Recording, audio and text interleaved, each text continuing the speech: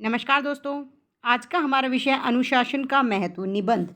हम अनुशासन के महत्व पर निबंध आज हमारा विषय है। दोस्तों, आगे बढ़ने से पहले चैनल को सब्सक्राइब कर लीजिए, साथ में बेल आइकन प्रेस कर लीजिए। देखिए, जब हम लिखते हैं निबंध तो सबसे पहले हमें क्या क्या ध्यान रखना होता है। भूमिका, अनुशासन का अर्थ, विद्यार्थी और अनुशासन, प्राचीन काल में विद्यार्थी जीवन, वर्तमान स्थिति, विद्यार्थियों की जो आज वर्तमान स्थिति क्या अनुशासन की, अनुशासनहीनता के कारण, नैतिक शिक्षा की आवश्यकताएं और उपसंहार। ये पॉइंट होते हैं जो हमें निबंध लिखते समय ध्यान रखने होते हैं। चलिए अब बढ़ते हैं निबंध की ओर। देखिए, किसी भी भवन की मजबूती उसकी नींव पर निर्भर करती है। यदि नींव मजबूत है तो उस पर बना भवन भी मजबूत होगा और लंबे काल तक टिका रहेगा। जैसे कि सब जानते हैं, जब तक नींव मजबूत नहीं होगी भवन मजबूत नहीं होगा, कभी भी गिर सकता है। लेकिन यदि नींव मजबूत है तो भवन हमेशा टिका रहेगा, पूरा मजबूत होगा और लंबे समय तक टिका रहेगा। इसी प्रकार से राष्ट्र की सुदृढ़ता उसके युवकों पर निर्भर करती है। राष्ट्र सुदृढ़ कब तक रहेगा? जब तक उसके युवक अनुशासन में रहेंगे, सही रास्ते पर चलेंगे, चरित्रवान रहेंगे। यदि हमारे देश के युवक अनुशासित एवं सुशिक्षित होंगे तो देश का भविष्य सुरक्षित होगा। विद्यार्थी अनुशासित नहीं होंगे तो कभी भी हमारे देश पर विपत्ति के बादल मंडरा सकते हैं। यदि विद्यार्थी अनुशासित नहीं होंगे तो हमारे देश पर क्या होगा? विपत्ति के बादल मंडरा सकते हैं। कोई भी दुश्मन देश इस बात का फ़ायदा उठा सकता है और कभी भी हम पर आक्रमण कर सकता है। हमारी स्वतंत्रता जो है वो खतरे में पड़ सकती है।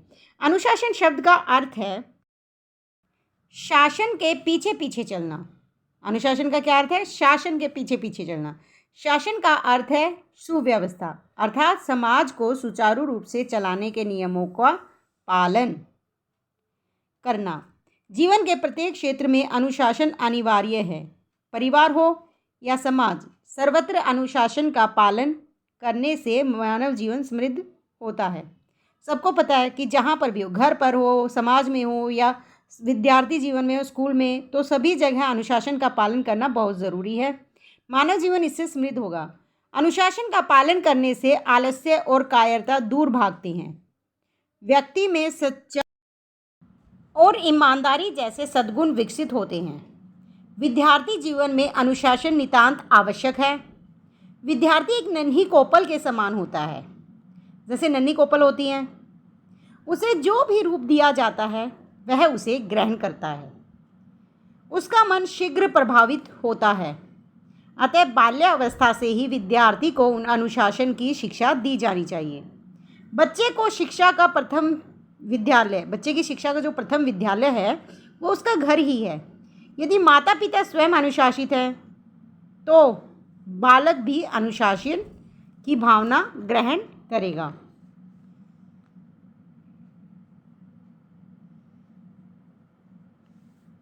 प्राचीन भारत में भारतीय गुरुकुलों में शिक्षा ग्रहण करने जाते थे बच्चे।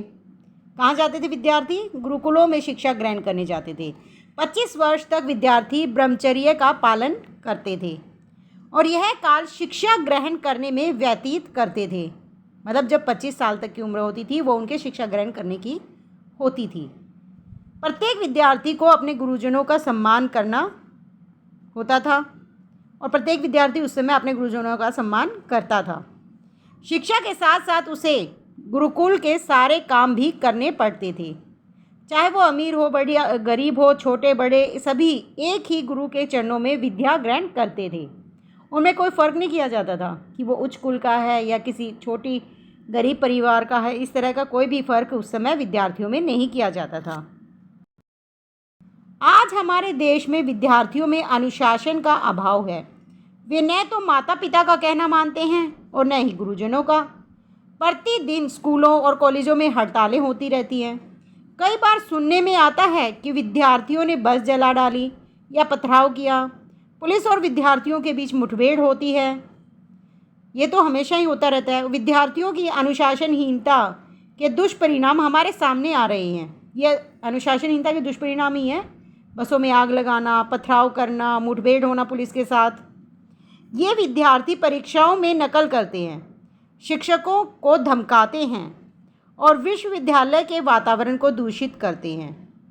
अब जब शिक्षकों को ही धमका देंगे तो विद्यालय का वातावरण कैसा हो जाएगा? दूषित। जब हम शिक्षक का ही सम्मान नहीं करेंगे तो किसी और का कैसे सम्मान कर पाएंगे? आज की शिक्षण संस्थाओं का प्रबंध भी विद्यार्थियों को अनुशासनहीन बनाता है। आज की जो शिक्षण संस्थाएं उनका प्रबंध इस तरह का है कि वो विद्यार्थियों को अनुशासनहीन बनाता है। ऐसा देखा गया है कि स्कूलों में छात्र छात्राओं की भीड़ लगी रहती है, भवन छोटे छोटे होते हैं, शिक्षकों की संख्या कम है। कॉलेजों में तो एक एक कक्षा में 100 विद्यार्थी होते हैं। ऐसी अवस्था में क्या तो शिक्षक पढ़ाएगा और क्या विद्यार्थी पढ़ेंगे? 100 विद्यार्थियों को एक शिक्षक क्या पढ़ाएगा? विद्यार्थी तो आपस में ही गपशप में लगे रहेंगे, तो कैसे शिक्षा ग्रहण करेंगे?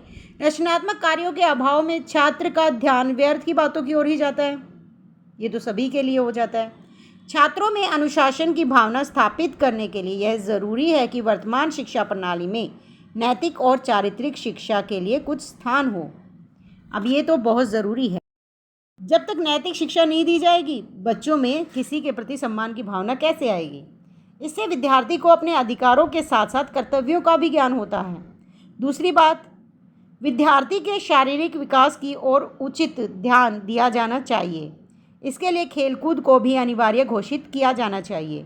जब तक बच्चों का शारीरिक स्वास्थ्य ठीक नहीं होगा, तब तक हमारी आने वाली पीढ़ी कैसे सुरक्षित होगी?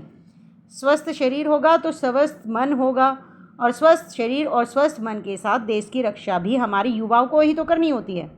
वर्तमान शिक्षण पद्धति में परिवर्तन करके महापुरुषों की जीवनियों में भी छात्र छात्राओं को अवगत कराया जाना चाहिए। महापुरुषों की जीवनियों को पढ़ाना चाहिए, जिससे जो बच्चे हैं वो शिक्षा ग्रहण कर सके। यथासंभव व्यावसायिक शिक्षा की ओर ध्यान दिया जाना चाहिए, ताकि स्कूल से निकलते ही विद्यार्थी अपने व्यवसाय का शीघ्र चयन करे। अब व्यावसायिक शिक्षा दी जाएगी तो बच्चे क्या करेंगे? अपने फ्यूचर के बारे में सोचेंगे, जल्दी ही अपना व्यवसाय आरंभ कर सकते हैं। प्रति माह मासिक परीक्षा अवश्य होनी चाहिए। इस कार्यक्रम को सुचारू ढंग से चलाने के लिए त्रैमासिक और अर्धवार्षिक परीक्षाएं भी आयोजित की जाएं। छात्रों में अनुशासन के बिना देश सुदृढ़ नहीं बन सकता। दोस्तों, वीडियो अच्छी लगी है तो लाइक शेयर ज़रूर कीजिए, साथ में बेल आइकन प्रेस कर लीजिए, चैनल को सब्सक्राइब कर लीजिए। आपका सब्सक्राइब करना हमें मोटिवेट करता है, हमें प्रोत्साहित करता है कि हम आपके लिए और भी अच्छी वीडियोस नए नए टॉपिक को लेकर बनाकर लाएं।